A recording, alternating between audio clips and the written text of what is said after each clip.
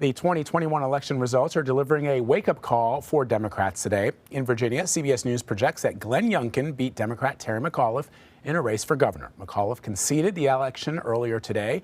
That is a state that President Biden won by 10 points in the 2020 election. Over in New Jersey, the governor's contest is still too close to call.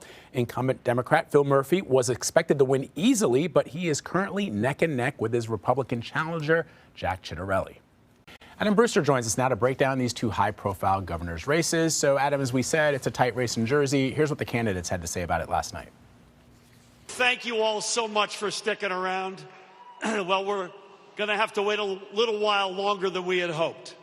We're going to wait for every vote to be counted, and that's how our democracy works. I wanted to come out here tonight because I had prepared one hell of a victory speech. I wanted to come out here tonight and tell you that we had won. I'm here to tell you that we're winning. We're winning. So, Adam, where do the numbers stand with candidates for New Jersey governor, and what projections are you seeing? It is razor thin, as you said, Vlad. I just checked our latest CBS News data of the vote count, and right now Governor Murphy has about a 1,600 vote lead.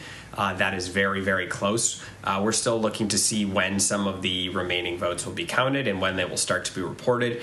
It looks like many of the votes that are out there tend to come from Democratic areas, maybe still some mail ballots left. We know those tend to skew Democratic as well. So this will be something we'll be keeping an eye on throughout the day to see how this plays out. But regardless, even if Governor Murphy holds on, this is a blue state, a state that President Biden won by 16 points just a year ago.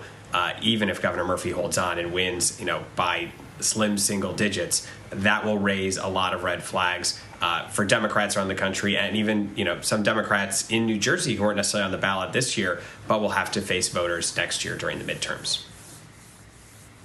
So incumbent Governor Phil Murphy ran on his handling of the pandemic, while his challenger, Jack Ciattarelli, zeroed in largely on the economy. And in a way, right now, they're almost two sides of the same coin, because the way you handle the pandemic is directly connected to the health of the economy in the state. So did this strategy help Ciattarelli, do you think, in what is typically a very blue state?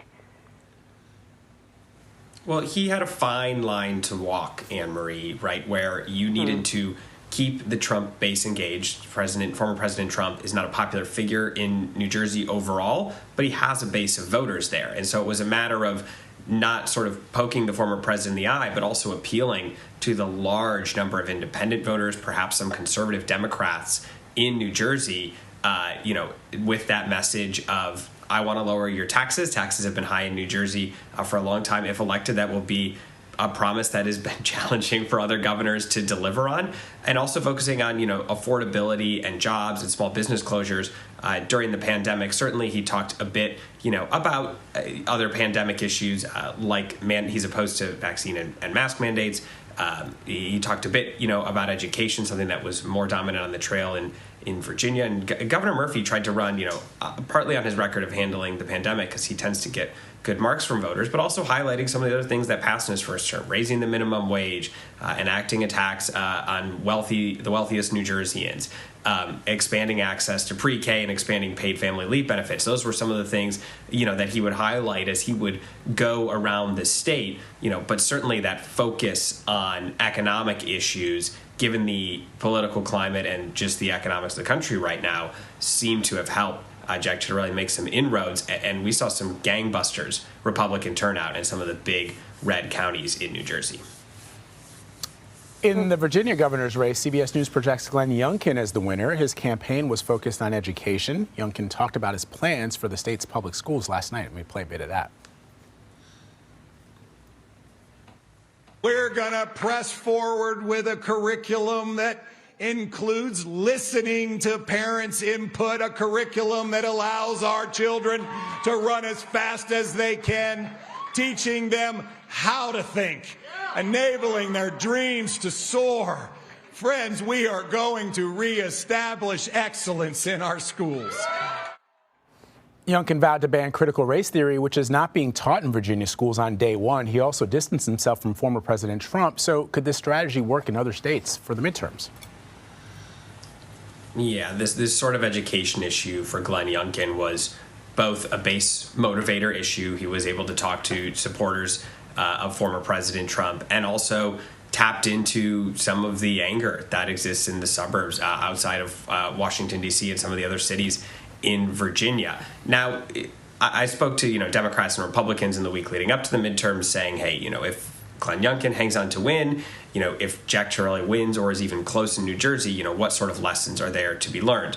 And for Republicans, they said, look, when you're running in blue states, forget the battleground states that we know will be the battlegrounds, but these are both have been blue states in recent elections. When you're running in bluer states or, battleground states that tilt blue, it's a matter of finding messages that appeal to independent voters, focusing on economic issues, perhaps focusing on education, depending on the state, and, finding a way to engage with the Trump base without sort of poking at the former president when, you're asked about him, because these Republican candidates are going to face lots of questions in primaries and again in the general election, and it's a matter of weaving that path and figuring out the best way to navigate that. Certainly Glenn Youngkin seems to have given some ways that can be done. We'll see if other candidates that come out of these primaries, were able to, sort of stay a bit at arm's length away from the former president enough when it comes back to the general election. And we just don't yet know what the political climate will look like a year from now. These races are, Glenn Youngkin winning, and then the tight race in New Jersey are not necessarily something people expected even going back to August. So the political climate can change very, very quickly. November 2022, a long way from now, but certainly for Democrats, a lot of questions right now about how they want to proceed with those campaigns. I want to ask you about some ballot questions in New York State. Early polling shows that 2 ballot questions did not get a lot of support from voters. One was for no excuse absentee ballots, and the other was to implement same-day voter registration. Can you explain why so many New Yorkers voted no? Well, I think there's certainly some advocates for those proposals waking up today kind of scratching their heads about that. These are typically popular proposals passed the legislature in New York very easily.